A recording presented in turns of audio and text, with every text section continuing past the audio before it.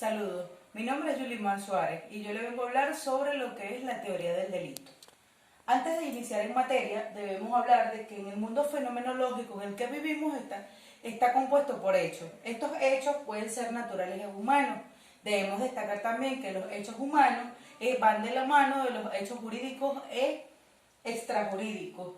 Ya, como tal, los hechos jurídicos van relacionados a los hechos voluntarios e involuntarios. Y si hablamos de los hechos voluntarios, hablamos de actos ilícitos e ilícitos. Es decir, que desde el punto de vista fenomenológicamente, hablamos que el delito es un hecho humano, jurídico, voluntario e ilícito. Ahora bien, hablemos de lo que es la teoría del delito. Según Frank Bones, hablamos que la teoría del delito está compuesto por elementos objetivos y elementos subjetivos. Los elementos objetivos están compuestos por la acción, la tipicidad y la antijuricidad.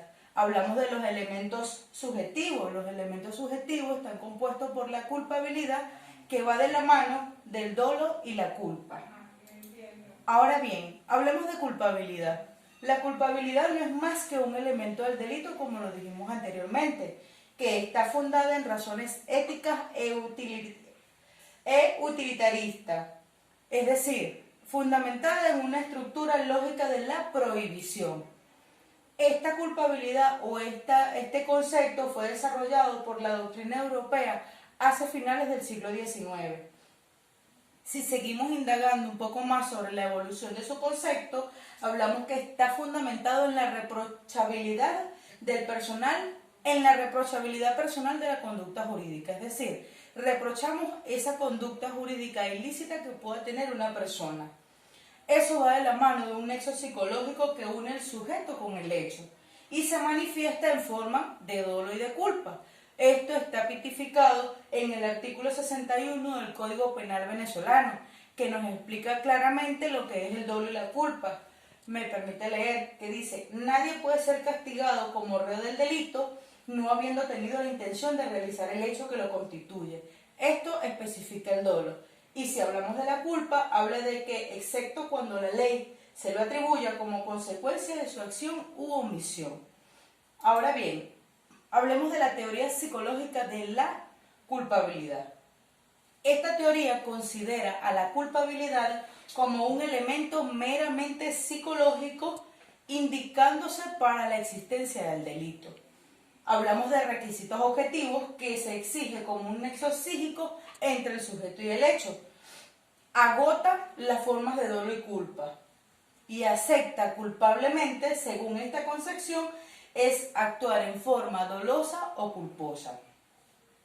Aquí debemos destacar lo que son los elementos de la culpabilidad, que no es más que la capacidad de culpabilidad o imputabilidad que hace referencia a la actitud mental para saber lo que se está haciendo.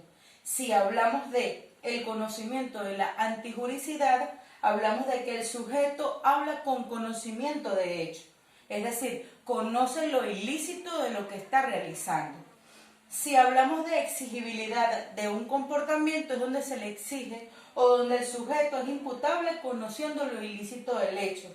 Es decir, él pudo haber actuado de otra manera, pero decidió realizar esa acción. Si hablamos de las especies de la culpabilidad, existen dos especies: la culpabilidad de acto y la culpabilidad de autor. La culpabilidad de acto está distinguida en cuatro aspectos, que son: 1. Tomar en cuenta o toma en cuenta la actitud del actor frente a la acción típica y antijurídica cometida. También habla de excluir el comportamiento anterior o posterior al hecho, es decir, síntomas de ebriedad, de vagancia o condenas anteriores. La persona no le importa cometer, no le importa tener la culpabilidad porque anteriormente ha cometido algunos errores.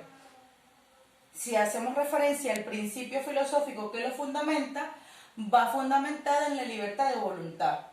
Se dice que todos los hombres son libres de decidir por o en contra al derecho. Y también hablamos de retribución como teoría de la pena. Ahora bien, hablemos de culpabilidad de autor. La culpabilidad del autor no es más que responsabilizar al hombre por su condición de vida. Cada quien es libre de decidir cómo va a hacer las cosas. Juzga la conducta del autor antes y después del hecho, es decir, conoce y reconoce lo que ha realizado. Esto es producto de su personalidad. Y si hablamos y nos enfocamos en el principio filosófico, fundamenta el determinismo. Es un síntoma de la personalidad del autor. Por último, se puede hablar de la prevención especial como teoría de la pena. En síntesis, podemos decir que la culpabilidad no es más que una acción que nosotros cometemos y decidimos si puede ser lícita o ilícita. Muchas gracias.